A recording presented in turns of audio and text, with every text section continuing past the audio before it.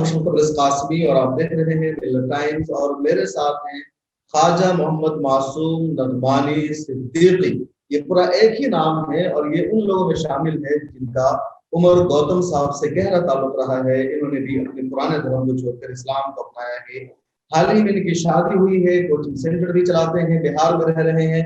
हमारे साथ इस वक्त जुड़े हैं, इनसे बातचीत करेंगे कि इन्होंने किस तरह अपना इस्लाम अपनाया, किसके दबाव में अपनाया, उमर साहब किस तरह काम करते थे और यूपी पुलिस और नेशनल मीडिया के दावों में कितनी सच्चाई है कि उमर गौतम जबरदस्ती हिंदुओं का धर्म परिवर्तन कराते थे। मोहम्मद मासूम हमें सच्चाई बताएंगे। तो ख्वाजा मोहम्मद शाही साहब मिल्लत टाइम्स में खुशामदीद, स्वागत, शुक्रिया आपने टाइम दिया। सबसे पहले मुझे तो यही बताया कि उमर गौतम को आप कैसे जानते हैं, कहाँ आपकी उनसे मुलाकात हुई?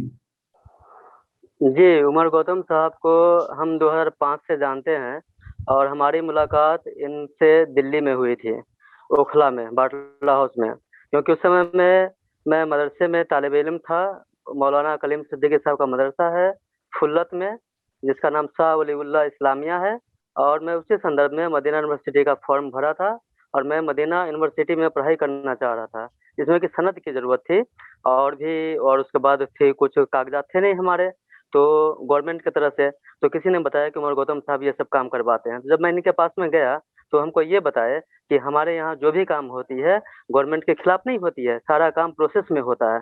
जो भी प्रोसेस है यहाँ का, पहले आप जाइए, एफिडेविट बनवाइए, फिर जो जज हैं वहाँ का उन पर मोहर आप मरवाइए, उसके बाद आप ऐड दीजिए, ऐड देने के बाद फिर विधानसभा के पीछे है गजट ऑफिस, आप वहाँ जाइए, वहाँ एक जो सो आप ये डीवीडी कैसेट होती है आप उसको बनवाइए। जो सारा प्रोसेस जो गवर्नमेंट का प्रोसेस है, जो हिंदुस्तान का ये प्रोसेस है, जिस तरह से भारत सरकार चला रही है, उसी के तहत ये नाम चेंज किया गया। इसमें तो कोई दिक्कत नहीं। उन्होंने तो हमको ये नहीं पैसा नहीं दिया था हमें कि आप मुसलमान बन जाइए, हम आपको पैसा देंगे। जो भी यूपी पुलिस अगर जो सो बिहार गवर्नमेंट अगर ये इल्जाम लगा रही है कि पैसा दे करके इनको धर्म परिवर्तन करवाया जाता है, तो ये बिल्कुल सरासर गलत है। कहीं पर 1% भी गुंजाइश नहीं इस बात की, क्योंकि इस्लाम एक ऐसा मजहब है जहाँ पर लोग अखलाक से आते हैं, पैसा देने से नहीं आता है। और ये जो अगर यूपी पुलिस अगर लगा रही है, ये क्लेम कर रही है मौलाना उमर गौतम साहब पे, तो ये बिल्कुल गलत है, ऐसा नहीं है। और बहुत सारे लोग इस्लाम कबूल किए हैं। और सबसे पहले बात ये है यहाँ की गवर्नमेंट की, जो मैंने देख रहा हूँ कि अगर यहाँ के लोगों का, और खासकर गवर्नमेंट का तो है ही, यहाँ के लोगों का ये होता है कि अगर किसी के चेहरे पे जो तिलवा अगर रहती है, तिल जिसको बोलते हैं, चेहरे पे रहती तो सबसे पहले नजर आता है, लेकिन अपना पूरा दिल काला है वो नजर नहीं आता। अगर कोई आदमी को अगर घेघ निकला रहता है तो सबसे पहले नजर आती है, लेकिन अपना कुब्बर जो निकला है, झुक के चलता है, वो नजर नहीं आती है। यही हाल यूपी पुलिस का है। झूठ मूठ का फंसाया गया है उमर गौतम साहब को, ऐसी कोई बात नहीं है। मैं तो इनको 2005 से जानता हूँ। और बहुत सारे लोग हैं, जो सिमरन कौर भी पहले पंजाबी थी, अब वो आईएएस ऑफिसर बन गई है, उनका भी बयान है। तो ऐसी कोई बात नहीं है। और इन्होंने अगर कुछ भी किया है नाम चेंज करवाने का, धर्म परिवर्तन करवाने का, तो हमारा ये आर्टिकल जो है हिंदुस्तान का, इस हिंदुस्तान का आर्टिकल में, आर्टिकल 25 में ये बात कही गई है कि कोई भी आदमी अपना धर्म का प्रचार प्रचार कर सकता है और किसी को भी अगर चाहिए तो किसी भी धर्म को इख्तियार करके रह सकता है। हमारे ये हिंदुस्तान का कानून है। तो जब ये हिंदुस्तान का कानून है तो उन्होंने कानून के खिलाफ तो कोई काम नहीं की है। तो यूपी पुलिस अगर या ये योगी गवर्नमेंट अगर कुछ भी अगर कर रही है या उमर गौतम साहब को कर रही है, तो सरासर ये फंसा रही है। अभी इलेक्शन आने वाला है तो अपना उल्लू सीधा कर रही है, लोगों को बुड़बक बना करके। बिल्कुल बिल्कुल, ख्वाजा साहब ने तफसील से बताया। मुझे ये बताइए कि 2005 से आप जानते हैं, उससे पहले आप मदरसे में पढ़ रहे थे, आप इस्लाम में कब दाखिल हुए? जी, मैं इस्लाम में दाखिल हुआ 17 दिसंबर 2012 को शाहीन बाग में मौलाना कलीम सिद्दीकी साहब के हाथों से। 2012 में आप दाखिल हुए और आप कह रहे हैं 2005 में डॉक्यूमेंट्स बना लिए?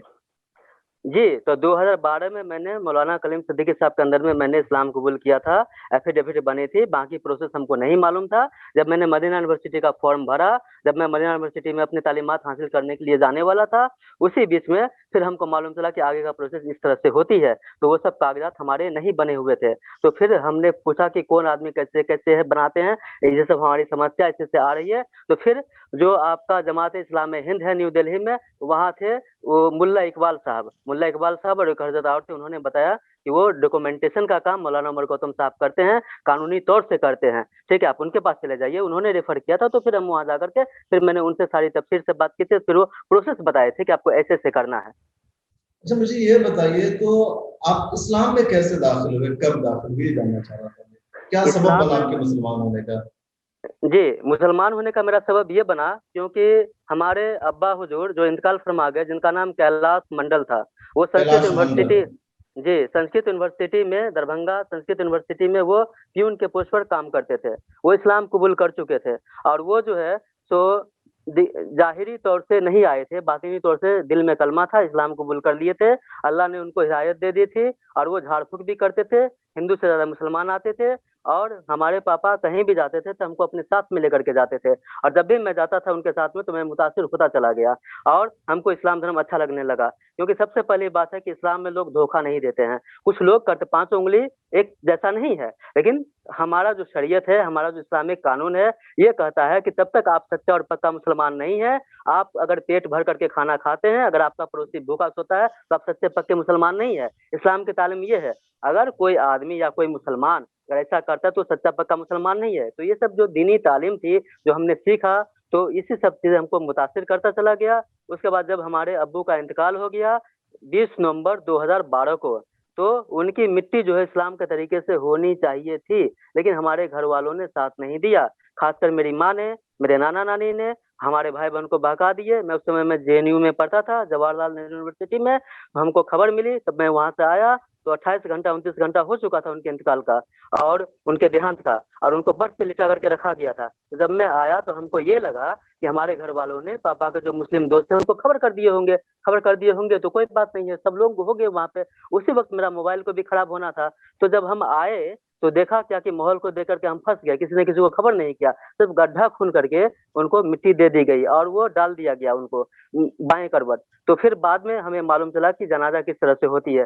तो ये जो काम उनको सही ढंग से मिट्टी नहीं हो सकी, तो हमको काफ़ी दिल पे चोट लगी कि जब आप सारी ज़िंदगी हमारे लालन-पालन-पोषण किए, गर्मी को गर्मी नहीं समझे, सर्दी को सर्दी नहीं समझे, जब आखिरी वक़्त था, तो क्या हमारे घरवाले इतना भी नहीं कर सकते थे? तो हमारे अंदर से ये आवाज़ आई कि नहीं, हिंदू धर्म ही अच्छा नहीं है, ठीक है? और ये चीज़ हमको ज़्यादा सदमा लगा और मैं इसलिए इस्लाम को कबूल कर लिया जा कर के। तो हमारे दादाजी भी इस्लाम में आ गए थे, वो बीएसएफ में थे, बलोच सिक्योरिटी फोर्स में थे। 1962 में जब चाइना की लड़ाई हुई थी, तो उसमें वो शहीद हो गए थे और जब उनका भी इंतकाल हुआ था, तो हिंदू धर्म के अनुसार जो है सो लोग गए थे उनको जलाने के लिए। तो जब जलाने के लिए गए थे, तो लकड़ी डाल देते थे और सारा लकड़ी इधर-उधर हो जाता था। तो लोगों ने, जैसा मैंने सुना है, मैं तो पैदा नहीं हुआ था, मेरे पापा की उम्र उस समय में 6 साल की थी, जब हमारे दादाजी इंतकाल फरमा गए। तो उस समय में लोग बता रहे हैं कि एक पाँव पे खड़ा होकर के दोनों हाथ जोड़ करके लोगों ने ये उनसे प्रार्थना की, डेड बॉडी से यानी हमारे दादाजी से कि आप तो किसी को बताकर नहीं गए थे, अगर बताकर जाते तो उसी तरह से होता, लेकिन आप आग ले लीजिए। तो फिर वो आग ले लिए। जब आकर के उनके पेटी को तोड़ा गया, मेरे दादाजी की पेटी को, जिनका नाम स्वर्गीय सरयुग मंडल था, जो बीएसएफ में थे। तो अगर मालूमात करना है तो यहाँ की गवर्नमेंट जाके मालूमात कर ले, ठीक है कि नहीं? तो बीएसएफ में तो 1962 के टाइम की बात है ये। तो जब वो थे, तो इंतकाल जब फरमा गए हमारे दादाजी, तो फिर उनके बक्सा को तोड़ा गया करके, तो देखा गया कि उनके बक्सा से मुसलमानी टोपी सब जो था, नमाज वाली टोपी सब बहुत सारा मिली। तो इससे ज़ाहिर ये हुआ कि वो भी इस्लाम कबूल कर लिए थे, लेकिन बातिनी तौर से थे, ज़ाहिरी तौर से नहीं आए थे। सेम मेरे पापा का हुआ और अल्हम्दुलिल्लाह मैं बातिनी तौर से नहीं, मैं ज़ाहिरी तौर से इस्लाम कबूल कर लिया हूँ। जब पर्दा नहीं कोई खुदा से, तो बंदों से पर्दा करना क्या? जब ईमान लाया तो डरना क्या? डरना किस बात का है? हम मुसलमानों को सिर्फ़ खुदा से खौफ रहता है, बाकी ना तो योगी से है, ना मोदी से है, ना अमित शाह से है, किसी से नहीं है। तो ये आपकी पूरी स्टोरी रही। तो मुझे ये बताइए कि आपने अपने वालिद साहब के बारे में बताया, तो अपने वालिद साहब के ज़माने में ही आप मदरसे में निकल गए थे पढ़ने के लिए या नहीं? नहीं, जो मैं मदरसे में गया था, जब हमारे वालिद साहब हयात से थे, उस समय में मैं जवाहरलाल यूनिवर्सिटी का स्टूडेंट था। 2010 अच्छा, में मेरी अच्छा। सिलेक्शन हुई थी और हुँ। मैंने वहाँ से बहुत सारे कोर्सेज़ किए। उसके बाद जो है सो फिर मुझे स्कॉलरशिप मिली तो मैं बाहर चला गया और उसके बाद जब हमारे अब्बू इंतकाल फरमा गए, उसके बाद जो है सो लोगों ने हमको ये बताया, जब मैंने 17 दिसंबर 2012 को बामुशर्रफ इस्लाम कबूल किया था मौलाना कलीम सिद्दीकी साहब के हाथों से, तो वो 2012 वहाँ में। 2012 में, 17 दिसंबर 2012 को। उस समय में हुँ। ये कहा गया था हमें कि आप नाम का मुसलमान नहीं बनिए, दीन को भी समझिए, इस्लाम क्या है उसको समझिए, ठीक है? हुँ। ये पंडित का नहीं होता है कि अगर बाप पंडित है तो सिखा दिया, थोड़ा अरबा चावल उधर छिट दिया, थोड़ा जो सो फूल उधर छिट दिया, थोड़ा चंदन उधर लगा दिया, हो गया पंडित जी, मुँह से क्या पढ़ रहा नहीं पढ़ रहा, हाँ, घंटी डुला दिया, तो ऐसा इस्लाम में नहीं होता है। इस्लाम में होता है कि बावजूद से उसकी पढ़ाई होती है। तो इस तरह करके बोले कि आप इस्लाम को जानिए, समझिए दीन क्या है, कि बड़ों के साथ कैसे पेश की जाती है, छोटों के साथ कैसे पेश आया जाता है, तो ये सब सारी चीज सीखने के लिए तो उस समय मैं नहीं गया था, लेकिन उसके बाद जो है मैं 2016 में फिर मदरसे की तालीमात हासिल करने के लिए गया था। तो उसके बाद 2 साल मैंने मदरसे में रहा, फिर उसके बाद जो सो मैं दारुल उलूम नदवातुल उलमा महाद में है, महाद सिकरौड़ी में है, मैं वहाँ भी 1 साल पढ़ाई किया। और शाह वलीउल्लाह मदरसा जो है मौलाना कलम सिद्दीकी साहब का फुल्लत में, मैंने 1 साल वहाँ भी पढ़ाई की। मैं तो आलिम बनने गया था, लेकिन अल्लाह को मंजूर नहीं था, लेकिन दिन की इतनी मोटी मोटी बातें मुझे सिखा दी और मैं सीख लिया। अल्हम्दुलिल्लाह हमारे जो भी उस्ताद मोहतरम आए, तो उन सब के द्वारा तो अब मैं मोटा मोटा इस्लाम सब कुछ जान गया हूँ अच्छी तरह से। तो बस हमें बहुत मजा आ रहा है, और बस यही है मेरा। एक चीज वाज़ेह करना चाहेंगे, आप 2012 में हुए, फिर मदरसों में गए, 2005 में कैसे गए उमर गौतम साहब के, जबकि 2005 में तो उमर गौतम साहब ने आईडीसी को शुरू भी नहीं किया था। 2010 में उन्होंने आईडीसी इस्लामिक दावा सेंटर को शुरू किया, या 2015 में आप गए थे उनके यहाँ, जिसको 2005 कह रहे हैं। हाँ ये सही फरमा रहे हैं आप, जी जी जी। और नहीं, हाँ 15 नहीं, उस समय में मदरसा में जो मैं गया था तो 2015 शायद 16 था, सही आप 16 फरमा रहे सत्रह हैं, बता रहे 2015, जी। हाँ जी जी। 2015 नहीं, 2015 में तो मैं जमात में निकला था 4 महीने के लिए, उसके बाद मैं आ गया था वापस 2016 में, सर गलती हो गई है, 2016 में मैं गया था उनके पास में। ओके। हाँ, तो ये जी यहाँ जी। पर वाज़ेह हुआ, शुरू से आप बार बार कह रहे थे 2005 में, मैं भी कंफ्यूजन का शिकार रहा कि नहीं नहीं, 2005 में 2016 में आके मैं गया था। डॉक्यूमेंट्स बनवाने गए, फिर कह रहे 2012 में मुशर्रफ भाई इस्लाम हुए, तो दरअसल नहीं, 2016 में गए थे डॉक्यूमेंट्स बनाने जी के लिए जी आप, जी और जी जी 2005 जी की जी, बात सही बिल्कुल नहीं है। बिल्कुल 2012 में बिल्कुल आप सर। मुशर्रफ भाई, अच्छा ये क्या आप पर कुछ दबाव भी बनाया गया कि तुम इस्लाम कबूल कर लो, कुछ कर लो, या आपने खुद से पढ़ा भी इस्लाम को? देखिए, इस्लाम कबूल करने की जहाँ तक बात है मेरा, तो सच्चाई तो ये है कि जब मैं 7 साल का था, और मेरा एक भाई है जो राजा मणि मंडल नाम है, और अभी संस्कृत यूनिवर्सिटी में पापा की जगह उनका जॉब हुआ है, और वो क्लर्क के पोस्ट पर है वहाँ अल्हम्दुलिल्लाह। तो उनको एक घाव हो गया था जो बटक कहते हैं चूतर पे, तो घाव जो हो गया था तो बहुत बड़ा घाव था। तो मेरे पापा ये बताए थे कि लगता है ये जिएगा नहीं, मर जाएगा, ये जिएगा नहीं, मर जाएगा। तो एक बड़ा भाई होने के नाते भाई से मोहब्बत थी, मुझे बहुत ही तकलीफ हुआ इस बात को सुन करके, और फिर मैं रोने लगा। उसी समय में जो है सो अल्लाह अकबर, शाम के 7:30 बजे अजान होने लगी। तो फिर मैंने खाना भी नहीं खाया, और मैंने ये कहा, अल्लाह से दुआ की कि ये अल्लाह, अगर तू सही में सच्चा पक्का है, भगवान से भी ज्यादा दम है तुम में, हाँ, तो रात भर में हमारे भाई के घाव को तू गायब कर दे, और हमारे भाई की जिंदगी को बख्श दे। मैं एक हिंदू होकर के वादा करता हूँ, जब तक मैं जिंदा रहूंगा तब तक मैं 30 रमजान रखूंगा। तो मैंने ये वादा किया था अल्लाह से, और अल्हम्दुलिल्लाह बहुत बड़ा घाव था, इतना बड़ा घाव था उनके चूतर पे। उसके बाद हुआ ये कि मैंने देखा, अब मैंने रात में खाना नहीं खाया, सो गया। जब मैं सुबह में उठा तो देखा कि वो घाव जो इतना बड़ा था वो गायब हो गया था, और सिर्फ चूड़ी का निशान था। और उसके बाद जो फिर मैंने पापा को कहा, पापा रोने लगे, और पापा जो अपने मुस्लिम दोस्त है उनको बोले, तो सब लोगों ने ये कहा कि अल्हम्दुलिल्लाह, बच्चे की दुआ को अल्लाह ने कबूल फरमा लिया, अब बच्चा जैसे कहता है वैसे आप करिए जो, तो ठीक है। और उनको रोजा का टाइम भी आने लगा, 4 दिन के बाद रमजान था। तो हमारे एक चाचा थे, पापा के दोस्त थे, छेदी अंकल, जो लॉटरी बेचते थे दरभंगा में ही नेशनल सिनेमा के पास में। तो उन्होंने, उनकी अहलिया आई, माँ आई, हमको बताएं कि किस तरह से रोजा रखना है, किस तरह से नियत करनी है। मैंने किया वो। जब मैंने ये सब कर लिया तो मैंने 2 साल रखा रोजा। तो पहला जो रखा मैंने 7 साल की उम्र में, मैंने वो 30 रोजा रखा था। उसके बाद जो 8 साल की उम्र में मैंने 28 रोजा रखा।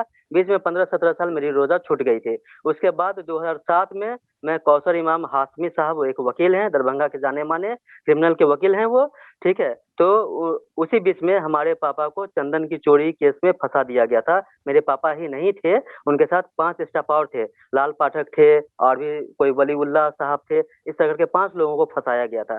जिसमें उसी बीच में कौसर इमाम हाशमी साहब जो वकील साहब हैं, उनसे हमारी मुलाकात हुई थी। हमारे पापा का केस वो लिए थे, क्योंकि क्रिमिनल के 1 नंबर वकील थे वो। उसी बीच में जो सो किसी ने बता दिया उनको मेरे बारे में कि अच्छा इंग्लिश जानते हैं, पढ़ाते हैं। और फिर उनको किसी ने उनको बताया, तो उन्होंने कहा कि आप हमारे बच्चे को पढ़ा दीजिए, उनके पास में लड़का नहीं है, 4 लड़कियां ही हैं उनको अल्हम्दुलिल्लाह। तो मैं वहाँ गया, तो जब 2007 में जब मैंने उनके बच्चे को पढ़ाना चालू किया, 7 अगस्त 2007 को मैं गया। उसके बाद फिर रमजान आ गया 2 महीना के बाद में। तो दो और उस फिर एक नया वो हो गया, अंदर से एक पुरानी याददाश्त वापस आ गई कि हाँ, मैंने रोजा छोड़ दिया था अल्हम्दुलिल्लाह, अब तो हम कमा भी रहे हैं, मेरे पास में पैसे भी हैं, कोई दिक्कत भी नहीं है। तो फिर 2007 से अल्हम्दुलिल्लाह मैं अभी तक रोजे से रहता हूँ। 30 रोजा तो क्या, अल्लाह ने मुझे तौफीक दी है, रोजा और नमाज का तोहफा में दिया है, प्रेजेंट किया है अल्लाह ने, कि 30 रोजा तो अलग की बात है। उसके साथ साथ ये चांद का 13, 14, 15 प्रत्येक पीर को, शाबान और रमजान 2 महीना मैं रोजे से रहता हूँ, आशूरा का, मुहर्रम का, ये सारा चीज मिला करके 150 दिन अल्हम्दुलिल्लाह, साल का 150 दिन मैं रोजे से रहता हूँ। अल्लाह का शुक्र है ये। और 350 दिन में 150 दिन मैं रोजे से रहता हूँ। और रही नमाज की बात, तो नमाज की 5 वक्त की नमाज फर्ज है, तो 5 वक्त की नमाज के अलावा अल्हम्दुलिल्लाह अल्लाह मुझे तहज्जुद का, चाश्त का, इशराक का, अव्वाबीन का, सारी नमाजों में मुझे अपनी बारगाह में शामिल करते हैं। तो रोजाना 85 से 90 रकात नमाज मेरी अपनी अल्लाह बारगाह में कबूल फरमाते हैं। तो मुझे खुशी है कि अल्लाह ने मुझे रोजा और नमाज का तोहफा में दिया है। और बाकी ईमान अधूरा था, तो निकाह भी हो गई है अल्हम्दुलिल्लाह, अब ईमान भी पूरा हो गया। चलिए मुबारक हो, आपकी शादी हो गई है। जी आपका शुक्रिया, जी। जज़ाकल्लाहु खैर। ये बताइए आजकल आप क्या कर रहे हैं, क्या एक्टिविटीज हैं इन दिनों आपकी? आजकल तो मैं बस यही है कि अपना कोचिंग चला रहा हूँ यहाँ पे, बीबी पाकड़ दरभंगा में, सिद्दीकी क्लासेस के नाम से है।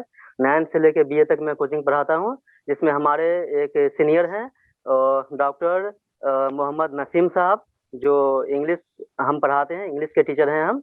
तो मेरा एमए भी इंग्लिश से है। और उसके बाद ये जो रिटायर्ड प्रोफेसर हैं मिलत कॉलेज से, नसीम साहब, तो जो ऑनर्स के स्टूडेंट आते हैं उनको ये पढ़ाते हैं। यो आपका बच्चों को मैं इनके गाँव पास। कहाँ है? दरभंगा में कहाँ है आपका घर, कहाँ का? दरभंगा में मेरा घर तो कर्पूरी चौक के पास में ललपट्टी इलाके में है। वहाँ क्वार्टर मिला हुआ है, वहाँ रह रहे हैं। अपनी जमीन नहीं है दरभंगा में।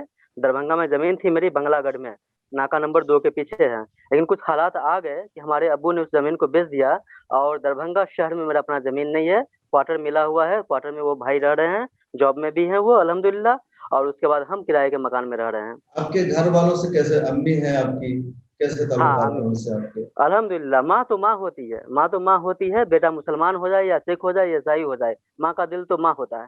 तो अम्मी को भी मालूम है, और अम्मी भी गई थी मेरे साथ में लड़की को देखने के लिए बोकारो। जब शादी हुई तो अम्मी भी साथ में गई थी और आई हैं। तो कोई दिक्कत नहीं है, सबको है, सबको हमारे घर में सबको मालूम है। और हमारे अब्बू भी जब इस्लाम कबूल कर लिए थे, तो घर में वो नमाज पढ़ते थे, मेरी माँ तो देखती रहती थी। तो ये माइंड हम लोगों का शुरू से बना हुआ है, मोहल्ला वाला सब भी जानते हैं, इसलिए ऐसी कोई बात नहीं है। हमारे घर में सिर्फ फर्क इतना है कि हम मुसलमान हो गए हैं, लेकिन माँ और बेटे की जो मोहब्बत होती है, जो भाई बहन की मोहब्बत होती है, सब उसी तरह से है। माँ तो आप ये नहीं कहती कि मेरे बेटे को किसी ने बहका दिया, किसी ने लालच दे करके हमसे छीन लिया, मुसलमान बना दिया? देखिए, माँ तो माँ होती है। माँ की जहाँ तक बात है, तो ऐसा तो वो सवाल कभी नहीं की है, क्योंकि मेरी माँ जानती है। मैंने कह दिया कि माँ हम तो ईमान ले आए हैं, सच्चा पक्का इस्लाम धर्म है, ये है वो है। तो कभी कभी मजाक में कहती है, हाँ तुमको बुर्का वाली सब ज्यादा पसंद होता है इसलिए। तो कभी कभी कह देती है हंसी मजाक में, फिर हंसने लगती है। तो ऐसी कोई बात नहीं है। और क्योंकि हमारे अबू भी तो इस्लाम कबूल कर लिए थे, वो भी तो माँ के सामने में नमाज पढ़ते थे। तो इसलिए बिल्कुल। ऐसी कोई बात नहीं है, माँ तो जानती है अच्छा, पूरा ये इस्लाम कहा धर्म जाता को। है कि जो इस्लाम में दाखिल होते हैं, जो रिवर्स होते हैं, उनको शादी में बड़ी दुश्वारियों का सामना करना पड़ता है, जल्दी कोई अपनी बेटी नहीं देता है। आपके साथ कैसा एक्सपीरियंस हुआ? जी, ये बात आप सही कह रहे हैं कि जब अगर कोई इस्लाम धर्म कबूल करता है, तो शादियों में दुश्वारियाँ होती है, लोग बेटी नहीं देते, बहन नहीं देते। सिंपल सी एग्जांपल है, एग्जांपल ये है कि अगर मान के चलिए कि हम 2 रुपए का बर्तन अगर हम जा कर के खरीदते हैं मार्केट में, तो हम देखते हैं ये है कि कहीं ये फूटा तो नहीं है, कहीं ये चनका तो नहीं है। नहीं, चनका की आवाज़ अलग आती है, फूटा अगर होता है तो रिजेक्ट कर देते हैं। तो उसी तरह से अगर कोई आदमी अगर अपनी बेटी दे, बहन दे, तो पहले ये भी तो तहकीकात करना ज़रूरी है ना, कहीं ये बहरूपिया तो नहीं है, कहीं ये शादी करने के लिए इस्लाम तो कबूल नहीं किया है, कहीं ये तो किसी मतलब क्या सीबीआई का आदमी तो नहीं है। क्योंकि मैं माफ़ी चाहूँगा ये बात कहने के लिए, क्योंकि ऐसा हादसा गुज़र चुका है। जब मैं जमात में था, तो मैंने सुना था कि एक सीबीआई ऑफ़िसर ने जो है सो इस जमात के लिए जमात को बंद करके, हालाँकि वो हिंदू धर्म के थे, गैर मुस्लिम थे वो, और सारा कुछ खाते थे, बड़े का छोटे का जो भी मीट होता है सब कुछ खाते थे, और चले गए जमात के साथियों के साथ मिल के जा करके कि हाँ हम मुसलमान हैं। क्योंकि गवर्नमेंट को ये खौफ हुआ था उस समय में कि यह जो जमात निकलती तो क्या करती है, ठीक है, कहीं गवर्नमेंट के खिलाफ तो कोई साजिश तो नहीं रचती है मस्जिद मस्जिद जा करके लोगों को भगाने के लिए। जब सीबीआई जब ये गई थी, तो 40 दिन तक उन्होंने जमात के साथियों के साथ वक्त लगाया। तो जब वक्त लगाया ये 40 दिन तक, तो उन्होंने 40 दिन की रिपोर्ट जो है सो 2 लाइन में गवर्नमेंट को दी, जैसा कि पेपर में लोगों ने पढ़ा था और जैसा कि मैंने भी पढ़ा था। उसमें ये लिखा गया था कि यह एक ऐसी जमात है, जो रिपोर्ट दिए थे वो सीबीआई इंस्पेक्टर, 2 लाइन में 40 दिन का वाकया को सिर्फ 2 लाइन में बयान किया था। यह एक ऐसी जमात है जो या तो आसमान के ऊपर की बात करती है या जमीन के नीचे की बात करती है, बीच की बात नहीं करती। जब बीच की बात नहीं करती है, तो गवर्नमेंट को तो कोई खौफ ही नहीं है। ठीक है, ये रिपोर्ट दिया था सीबीआई इंस्पेक्टर ने, जैसा कि हमारे जो अकाबरीन है मरकज के, वो सब बता रहे थे। तो ये आपका तबलीगी बात जमात में मालूम जाना चला। हुआ है? हाँ, तबलीगी जमात में गया हूँ मैं, तबलीगी जमात में मेरा वक्त कितने लगा है। दिनों के लिए गए हैं आप, कितने दिनों के? जी, मैं 4 महीने के लिए तबलीगी जमात में निकला था, लेकिन अल्लाह का शुक्र है कि अल्लाह ने 2.5 महीना ज़्यादा मुझे कबूल किया, 6.5 महीना मेरा वक़्त लगा तबलीगी जमात में। तो निकला था 4 महीना की नियत करके और 6.5 महीना लगा मेरा, तो बहुत सारा चीज़ मैंने जमात से सीखा है, नमाज़ कैसे पढ़ी जाती है और लोगों के साथ कैसे व्यवहार किया जाता है, अगर कोई आपको सता रहा है, तो कैसे अल्लाह की रज़ा के लिए माफ़ कर दीजिए, उनको हक़ अदा कर दीजिए और माफ़ कर दीजिए, बहुत सारी चीज़ मैंने तबलीगी जमात से सीखा है। और मैंने 4 महीने के लिए निकला था तो अल्लाह ने 2.5 महीना ज़्यादा कबूल किया, 6.5 महीना लगा।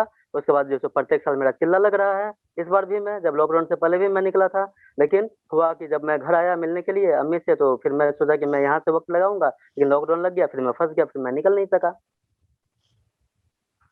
तो ये है खाज। अच्छा, आपने नाम इतना लंबा क्या सोच के रखा हुआ, ख्वाजा मोहम्मद मासूम नागमनी सिद्दीकी? सवाल तो नहीं करना चाहिए, लेकिन 4-5 जी। नाम का आपने इकट्ठे जमा कर लिया है। जी, जी, जी, बहुत इंटरेस्टिंग क्वेश्चन है, आपने किया तो अच्छा सवाल किया है। शुरू में जो है मेरा नाम ख्वाजा, ख्वाजा इसलिए है कि ख्वाजा मोहम्मद चिश्ती औलिया जो है अजमेर शरीफ में, वहाँ मेरा अच्छा, जाना ख्वाजा हुआ करता मोइनुद्दीन था। चिश्ती अजमेरी रहमतुल्लाह अलैह। जी, जी, जी। हम वहाँ अच्छा। जाया करते थे, 7 साल तक हम लगातार गए वहाँ, अल्लाह का शुक्र है। जब वहाँ गए तो चादर भी चढ़ाया करते थे। अब यहाँ हमारे इस्लाम में तो बहुत सारे फ़िरके हैं, कोई कहते हैं चादर नहीं चढ़ाओ, कोई कब्र को नहीं पूजो, तो कोई अल्लाह से माँगो, तो जैसे ख़ैर मोबाइल आप और सीधा रखिए, चेहरा कट जा रहा है आपका जी। जी, हाँ, तो इसलिए हम जो इसमें जाना नहीं चाह रहे हैं, हम सिर्फ़ ये कहना चाह रहे हैं कि ख्वाजा इसलिए क्योंकि ख्वाजा मुइनुद्दीन चिश्ती औलिया के दरबार में हम जाया करते थे, तो ख्वाजा वहाँ से हो गया और मोहम्मद जो है तो मोहम्मद हो गए, जो सारी उम्मत के लिए आए थे और हम्म। मासूम की जगह पहले मैं कव्वाल लगाता था। कव्वाल मतलब कि कव्वाली सुनने-सुनाने से हम ज़्यादा शौक रखते थे, तो अच्छा। कव्वाल लगाते थे, तो हमारे जेएनयू के स्टूडेंट सब भी जो है, तो जो हमारे साथी लोग थे एतराज़ करते थे कि भाई कव्वाली ये शिर्क वाला नाम है, ये है, वो है, वो है और नागमणि, नागमणि अब्बा हुज़ूर का दिया हुआ नाम था, मैंने इसलिए नाम चेंज नहीं किया। जिस तरह से मौलाना उमर गौतम साहब, उनको श्याम प्रसाद सिंह गौतम के नाम से जाने जाते थे, वो श्याम प्रसाद सिंह हटा करके उमर लगा लिया और गौतम उनका टाइटल है। वो जाने जाते हैं गौतम के नाम से, उन्होंने अपना टाइटल को रखा, सरनेम को रखा, लेकिन वो अपना नेम को हटा लिए। उसी तरह से मैंने अपना नेम हटा लिया, सरनेम सॉरी मैंने अपना सरनेम हटा लिया है और नेम को रखे हुआ हूँ जिसको नागमणि। तो नागमणि अब्बा हुआ नागमणि क्या है, आपकी बिरादरी का नाम है? जी नहीं, नागमणि जो है दरअसल ये थे कि मेरे पापा जब इस्लाम कबूल नहीं किए थे, जब वो हिंदू थे, तो भोला बाबा के मंदिर में जाते थे जल चढ़ाने के लिए और जो बोलते हैं शिवलिंग जो रहते हैं, तो हम्म। शंकर भगवान बोलते हैं, तो वहाँ जो वो जाते थे जल चढ़ाने के लिए। तो हुआ ये कि वो जाते थे, आते थे, तो एक दिन एक आ गए वो, क्या बोलते हैं आपको, महात्मा, फ़कीर, हमारे पापा को बोले कहा कि बेटा कुछ खाना खिलाओ तो भूख लगी है, तो पापा खिदमत में आ गए थे, अपने घर पे ले आए बुला करके। मेरी माँ को बताया कि बेटा वो मेरी माँ को बोले कि सुनती हो खाना थोड़ा बना दो, आए हैं महात्मा जी आए हैं। तो खाना बना दिए, मेरी माँ गेट पर खड़ी थी, एक फूस का था झोपड़ी और उसके बाद बरामदा था, तो वहीं पर वो खाना खिला रहे थे। पापा थे वहीं पे और मेरी माँ पर्दे पर खड़ी थी, गेट पर खड़ी थी। तो हुआ ये कि मेरी उस साधु महात्मा की नज़र पड़ गई मेरी माँ पे। बोलती कि अरे बच्चा इधर आ जाओ। तो मेरी माँ अंदर चली गई, नहीं आई बाहर। तो फिर पता चला अरे कितना बच्चा है बताओ। तो मेरी माँ घर में जाकर के रोने लगी करके। तो इस साधु महात्मा को बुरा लगा तो क्या बोले, बेटा रुलाना मकसद नहीं था, तो गलती हुई तो हमको माफ़ कर देना। तो पापा ने सारी कहानी बताई। तो जब पापा ने सारी कहानी बताई उनको, तो उन्होंने ये कहा कि ए तू घबराता काहे है, तू घबरा नहीं, तुमको तो इतना बच्चा होगा कि लोग जमाना देखेगा। जा 1982 में तेरा बड़ा लड़का जन्म लेगा और उसका नाम 9 से होगा और वह दुनिया आखिरत दोनों जगह नाम रोशन करेगा तुम्हारा जैसे, ठीक है? और उनके नाम से तुम्हारा नाम और रोशन होगा, तो दुनिया में रह या न रह, ठीक है कि नहीं? तुम्हारा नाम अजर अमर हो जाएगा। तो उन्होंने चले गए और 1982 में मेरा जन्म हुआ। तो जन्म जो हुआ तो हिंदू धर्म के अनुसार 108 नंबर जो है शुभ माना जाता है। तो 108 नंबर शुभ माना जाता है। तो जब मेरा जो है तो छठी था, 6 दिन पर जो होता है 5 दिन के बाद छठा दिन, तो छठी के दिन हमारे अब्बा ने क्या किया कि 108 कटिंग पुर्जा को कटिंग कर लिए और उसमें जो सो सारा लेटर से सारा नाम लिखे और उसके बाद हुआ ये कि एक ही नाम लिखे उन्होंने नागमणि 9 से, महात्मा की बात को सच करने के लिए, झूठ बोल रहे हैं या सच बोल रहे हैं उनका बात, ठीक है? तो 3 बार आँख बंद करके अब्बा ने ऐसे-ऐसे किया, तीनों बार में वही पर्चा निकला नागमणि, ठीक है? तो इसलिए मेरा नाम नागमणि रखा गया। तो महात्मा और जी की बात सच साबित हुई। जी, महात्मा की बात साबित हुई। जी, तो नागमणि वो हो गया और सिद्दीकी जो है मौलाना कलीम सिद्दीकी साहब के अंदर में मैंने ईमान लाया, तो ये सिद्दीकी की टाइटल मैं वही सोच रहा था, मैं बहुत बेचैन था कि बहुत सारे लोग यहाँ टाइटल लगा तो कोई खान है, पठान है, शेख है, मैं क्या लगाऊँ जैसो तो एकाएक जहन ने ये कहा कि नहीं, जब हज़रत के अंदर में ईमान लाया हूँ, उनका नाम सिद्दीकी है लास्ट में, तो सिद्दीकी मैं लगा लूँ, तो मैं सिद्दीकी की टाइटल वहीं से मेरा है। तो इसलिए तो ये नाम के पीछे ये कहानी है। अच्छा हाँ, और कव्वाल तो कव्वाली सुनने सुनाने से था, तो मासूम है तो ख्वाजा मोहम्मद मासूम। तो जब मैं जमात में था 2016 में, तो मौलाना कलीम साहब के मदरसा में गया था, क्योंकि बहुत सारे लोग जमात में हमको ये बताया इस तरह से बवाने से कोई फायदा नहीं होगा, आप जाके दीन सीखिए, आप जाकर के दिन सीखिए, किसी को अपना बड़ा मान लीजिए और जाकर के दिन सीखिए। तो जहन ने ये कहा कि कोई बात नहीं है, मैं मौलाना कलीम सिद्दीकी साहब के अंदर में मान लाया, उनका मदरसा भी चलता है अल्हम्दुलिल्लाह, तो वहीं जाके हम क्यों नहीं तालीम हासिल करें, तो हमको जानते भी हैं, उनके अंदर में इस्लाम कबूल किया था। और अल्लाह ने, और बहुत सारे जजेस ने, बहुत सारे वकील ने, एडवोकेट ने, सब लोगों ने इस्लाम कबूल किया है। फैजान मोहब्बत आम है लेकिन इरफान मोहब्बत आम नहीं है। अल्लाह जिसको तौफीक ना दे इंसान के बस का काम नहीं। अल्लाह तौफीक देते हैं तो हो जाता है, लोग इस्लाम कबूल कर लेते हैं। तो सवाल यहाँ पर ये है। तो जब मैं वहाँ गया था मौलाना कलीम साहब के मदरसा में, रमजान का टाइम था, तो एक वाकया चल रही थी, ख्वाजा मोहम्मद मासूम कोई वली गुजरे हैं जिनकी दुआ अल्लाह कभी रद्द नहीं किया और उनकी दुआ को कबूल हो जाती थी। तो हमें ये नाम थोड़ा अच्छा लगा और मैंने ये सोचा कि सारा नाम तो मिल ही रहा है, ख्वाजा मोहम्मद, हाँ कव्वाल हम लगाते हैं, नागमनी सिद्दीकी, क्यों ना कव्वाल से लोग एतराज भी करते हैं, तो क्यों ना कव्वाल हटा करके हम उस जगह मासूम लगा दें। ठीक है, तो ये नाम अच्छा हुआ। तो फिर मैंने कागज पत्र सबको फिर मैंने वो करवा करके एफिडेविट वगैरह सब करवा करके उसको फिर मैंने मासूम लगा लिया। तो ख्वाजा मोहम्मद मासूम नागमनी सिद्दीकी ये मेरा नाम है। और यही नाम ही नहीं, यही नाम मेरा जो है तो पैन कार्ड में भी है, आधार कार्ड में भी है, वोटर आईडी कार्ड में भी है, सारी जगह मेरा यही नाम है, नए चलिए, नाम आपने से खुद अकाउंट ही भी है। बता दिया, मैं पूछने ही वाला था। तो सारे डॉक्यूमेंट्स में आपका पूरा नाम लिखा हुआ है, ख्वाजा मोहम्मद मासूम नागमनी सिद्दीकी? जी हाँ, जी हाँ, जी हाँ, पूरा डॉक्यूमेंट्स में लिखा हुआ। जब मैं गया था तो हालांकि वो पासपोर्ट ऑफिसर साहब का नाम नहीं मालूम है मुझे, पटना में गया था तो मेरे पासपोर्ट को फंसा दिया गया था। तो फंसा दिया गया तो मैं वहाँ गया था। जब वहाँ गया था तो उन्होंने हमको एक ही बात बताया कि भैया तो क्या हुआ, नाम क्यों चेंज करवा रहे हैं? बोले कि बस अपनी मर्जी है। तो क्लर्क पूछे काउंटर पे, तो भेज दिए पासपोर्ट ऑफिसर के पास। बोले लोगों ने वहाँ जाके ठीक से बात करिएगा, नहीं तो वो बहुत कड़क हैं। और वो सब कोई चक्रवर्ती हैं, एम के चक्रवर्ती ये थे। हाँ भाई पासपोर्ट देखना पड़ेगा क्या नाम था उनका, लेकिन चक्रवर्ती थे वो, एम के चक्रवर्ती ऐसे ही कुछ नाम था उनका। तो उनके पास मैंने गया तो हमको ये कहते हैं, वो सवाल करते हैं कि अच्छा ये बताइए कि आपने नाम चेंज किया है? बोले कि जी सर। तो बोले कि तो नाम क्यों चेंज किया है?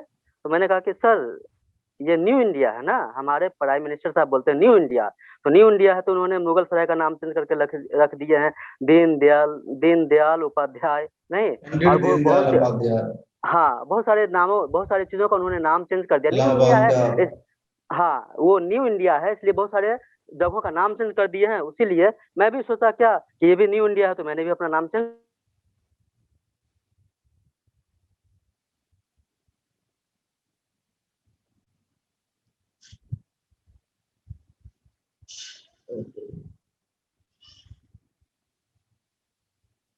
रहता है उसका एक ही धर्म होता है, इंडियन। ख्वाजा साहब दोबारा से बोलिएगा, आपने कहा कि न्यू इंडिया से नाम चेंज कर दे, थोड़ा सा आवाज कट गई थी जी।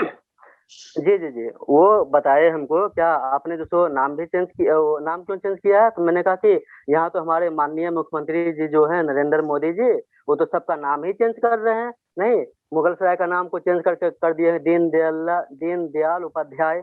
उसके बाद जो है तो बहुत सारी चीजों का उन्होंने नाम चेंज कर दिया है। तो मैंने सोचा कि भैया न्यू इंडिया है तो क्यों ना हम भी न्यू बन जाए। हमने इसलिए अपना नाम को चेंज कर दिया, पुराने नाम को हटा दिया मैंने, नाम वही है। मैंने थोड़ा सोचा कि और भी कुछ नया नया हो जाए तो मैंने चेंज कर लिया। तो वो चुप हो गया, फिर बोलते कि अच्छा आपने धर्म भी चेंज किया है? मैंने उनको ये कहा, वो पासपोर्ट ऑफिसर साहब को, देखिए सर ये तो अननेसेसरी क्वेश्चन है ना, हमारा जो पासपोर्ट है, जो पैन कार्ड है, जो आधार कार्ड है, इस सब में हम सारे आवाम का जो इस मुल्क में रहते हैं वो सारे लोगों का एक ही धर्म है, इंडियन। ठीक है, तो उन्होंने सर को नीचे कर लिया और अपना वो कुछ लिखे और लिख करके एसपी को, दरभंगा एसपी को फॉरवर्ड कर दिए। तो फिर मैं दरभंगा एसपी ऑफिस में गया था, मालूम किया था पासपोर्ट ऑफिस में, बोले कि अभी आ गया आपका तो कुछ दिन में आपका तहकीकात होगा। तो बस ये बात थी। तो वहाँ भी मेरा पंगा होने लगा था। आप वैसे तो फिर पुराना नाम क्या था आपका? मेरा पुराना नाम नागमणि मंडल। अच्छा, नागमणि मंडल है। जी, तो ये नागमणि है मंडल से, जी नागमणि खा मंडल से अल्लाह ने तौफीक दे दी, तो मैं नागमणि मंडल से ख्वाजा मोहम्मद मासूम नागमणि सिद्दीकी हो गया। चलिए, बड़ी अच्छी बातचीत रही आपसे, लंबी बातचीत हुई, इंटरेस्टिंग बातचीत हुई। एक आखिरी क्वेश्चन, उस पर खत्म करेंगे सिलसिला, कि आजकल जो माहौल है, जैसे उमर गौतम साहब को काजी जहांगीर को गिरफ्तार किया गया, कहा जा रहा है कि मुसलमान जबरदस्ती हिंदुओं का मजहब तब्दील कराते हैं, इसको लव जिहाद का भी नाम जाता है, कई सारे आरोप लगाए जाते हैं। आप क्या कहेंगे, क्या वाकई किसी का जबरदस्ती मजहब तब्दील किया जा सकता है? आपका भी लंबा एक्सपीरियंस है, पूरे माहौल में सारी चीजों से आप वाकिफ हैं, या ऐसा कुछ नहीं है, महज एक बदनाम करने की साजिश? आपको क्या लगता है? दोनों तरफ आप जानते हैं, इस्लाम को भी आप अच्छी तरह से जान गए हैं, और हिंदू रस्म रिवाज को, हिंदू मजहब की चीजें हैं, उसको भी आप अच्छी तरह से जानते हेलो। हैं। जी बोलिए खैर साहब, सुना मैंने हाँ क्वेश्चन क्या? को आपने? नहीं नहीं सुना, जी बताइए। क्वेश्चन ये है कि आप इस्लाम को भी अच्छी तरह से जानते हैं, और हिंदू रस्म रिवाज और मजहब में जो कुछ होता है उसको भी जानते हैं। क्या हम्म। मुमकिन है कि किसी को जबरदस्ती मजहब बदलने पर मजबूर किया जाए, या किसी का ब्रेन वॉश कर दिया जाए और मजहब तब्दील कर ले? या क्यों कोई इस्लाम को अपनाता है, वजह क्या बनती है? मैं आप जरा इस पे बताएं, ये आपने सवाल किया है। जी, ये बहुत अच्छा क्वेश्चन है। क्वेश्चन ये है कि जबरदस्ती तो अपना बेटा से भी लोग काम नहीं करवा पाता है। जबरदस्ती जो है, जो अपना बेटा को पैदा करता है लोग, उसको भी कहे कि तुम ये काम करो तो वो भी नहीं करेगा। कहेगा कि बाप कहेगा कि इंजीनियर बनो, तो उसको एक ख्वाहिशात है, नहीं हम डॉक्टर बनेंगे, तो इंजीनियर नहीं बनेगा। तो सेम चीज यहाँ पर है। सेम चीज यहाँ पर ये है कि किसी को जबरदस्ती कोई काम तो नहीं करवाया जा सकता है जब तक अंदर से जेन्युइन चीज ना हो। और रही वे इस्लाम कबूल करने की बात, तो इस्लाम कबूल करने के बाद ये सच्चा मजहब है और अच्छा मजहब है। इसमें भाईचारा है। इसमें जो है सो मंदिर की तरह ऐसा नहीं होता है जो ब्राह्मण से कहता है, "ए, ये छोटा भाई कहाँ है, भगाओ भगाओ दस दस दस।" और उसी में अगर कोई ब्राह्मण अगर जाता है, कहता है, आओ आओ आओ आओ आओ फलना बाबू की जगह आओ यो बाबू आओ आओ बस बस बस। और उसी में अगर देखेगा कोई नीचे का आदमी ऐसे सिखा, छुड़कनमा आ गया, हाँ बस छुआ गया। तो ये सब अनटचेबिलिटी की भावना अभी भी हिंदू समाज में है। और खास कर ये जो ब्राह्मण लोग ज्यादा करते हैं, अभी भी ये गया नहीं है। और पढ़ लिख लिए हैं ये लोग जरूर है, लेकिन ये गया नहीं है। तो और हमारे इस्लाम में, जो हमारा इस्लाम है, इसमें बड़ा हो या छोटा हो, किसी भी कद का उम्र का हो, सबका कंधा में कंधा मिला रहता है। जब नमाज पढ़ते हैं तो सजदे में जाते हैं, वहाँ कोई नहीं, वहाँ सब एक ही है कि हम सब लोग अल्लाह के सिपाही हैं, अल्लाह के बंदे हैं, सब एक हैं। इसमें अनटचेबिलिटी की भावना नहीं होती है, चाहे आप दुनिया के किसी भी मस्जिद में चले जाए नमाज पढ़ने के लिए। तो बहुत शुक्रिया ख्वाजा मोहम्मद मासूम नागमनी सिद्दीकी साहब, आपने अपना वक्त दिया, और रात के इतने बजे हम लोगों ने बातचीत की। उम्मीद है हमारे नाजरीन को भी इंटरव्यू पसंद आएगा। आप क्या सोचते हैं हमारे नाजरीन, कमेंट सेक्शन में जरूर लिखिए अपनी बात, ख्वाजा साहब के बारे में लिखिए कि इनकी बातें सुनकर आपको कैसे लगी, आप कैसा फील कर रहे हैं। जरूरत पड़ेगी फिर ख्वाजा साहब से दोबारा आपकी मुलाकात कराएंगे। अपना ख्याल रखिए। अल्लाह हाफिज। अल्लाह हाफिज। ठीक है। मिल्लत टाइम्स को आपकी जरूरत है, हमारी आप माली मदद करें। हर महीने सिर्फ 100 रुपये और 1 साल के लिए एक साथ सिर्फ 1000 रुपये। रकम भेजने के लिए यहाँ दिए गए फोन पे, गूगल पे और पेटीएम नंबर का इस्तेमाल कर सकते हैं।